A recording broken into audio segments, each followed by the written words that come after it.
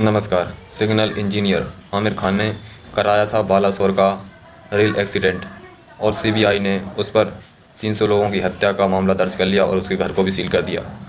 शुरुआत में सुदर्शन न्यूज़ ने भी यही बात बताई थी, लेकिन किसी ने मानी नहीं। अब उनकी न्यूज़ पर मोहर लग चुकी है।